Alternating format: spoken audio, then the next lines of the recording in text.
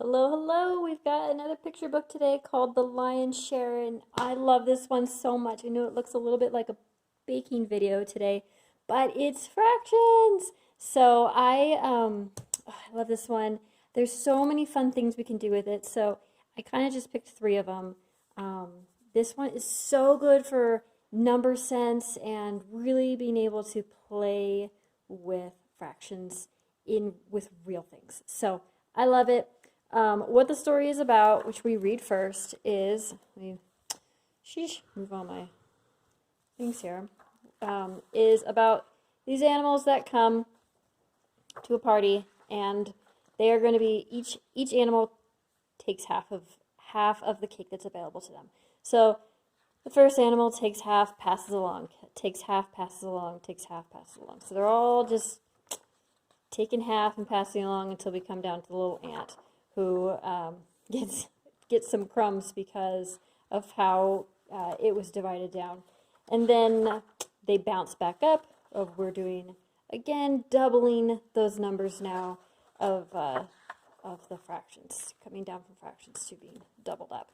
So, love the book. We read it first, and then there's a couple things that we do. One, super easy. I have them draw this. I drew this out so you can see what it is, but I definitely do not draw this for them. We use a ruler, and they can pick however big that their square is going to be, however they are choosing that it fits on the page. Maybe they choose 5 inches, 6 inches, 7 inches. They're going to make a perfect size square. Then cut it in half, representing the elephant. Cutting it that half in half, the hippo, cutting that half in half, and we're going to be going down in sizes as they are drawing it themselves, either writing the animal, the fraction, or both, depending on where they're at. So this one I like to do first. It's really, really easy, and then they can kind of see the map of like, oh man, there's this huge cake, and this is how much everybody got. I stopped writing animals because it got a little too smushed up down there with the size pen I was using. But I go all the way down. Maybe we can even try and go a little bit further, but usually for this one, we reenact the story as to what happens so we can see it visually of what size each animal got. And then what I do is another 2 things that we play with.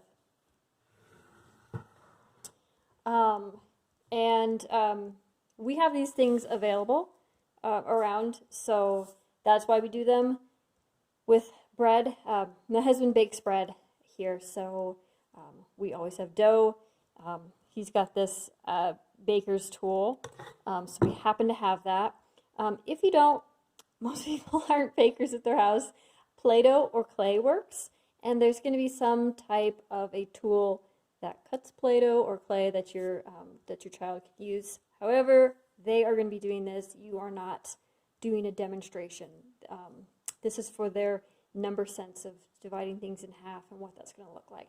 So I'll have a piece of bread, and again, they're doing this. I just did it as a demonstration for you. However, they'll cut that in half, then cut that in half, and then cut that piece in half, and then cut that piece in half, and then cut that one in half, and that one in half, and maybe even see how far down they can get before they just can't cut it anymore.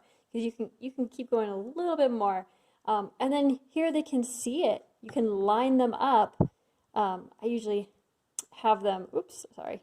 You line them up, typically the other way, but so that they can see and have that one cut down, how it's getting smaller and how that is half of half. And you can actually really, really visualize it. So we will do that, play with the bread as a cake. And then with this one, or your Play-Doh, we take this and let the child play. So they can eyeball it and go, okay, that is half. And then take that half, put it here, and cut that one in half. Cut that one in half. And then you're going to have these little balls going along. Have them, kind of play with it, make them into balls, whatever shapes they want that are square or circular. So you can see the size difference. So you're just moving along, getting that smaller and smaller. It's fun. They're playing with their hands. And it's obviously it's not going to be perfect. You're really eyeballing it as you're getting down smaller and smaller and smaller, and seeing how far down you can get, how small you can get those fractions to be, and then to be able to label them. I have fraction tiles. Maybe you have something where you can then label them. This is going to be, well, this is a half, because the whole one was a whole. Now we've split it up. This is the half. This is the quarter. This is going down, down, down, down, down, to be able to really kind of visualize that and label them. Really cool book. I love it. A lot of fun things you can do with it. Sure, there's other things that you will creatively think about when you're doing this. It's a really fun one to be able to play with your hands, really get that number sense. And a lot of different ways that you can do that. So I hope you have fun with this one, and stay tuned for more picture book math lessons. We'll see you next time.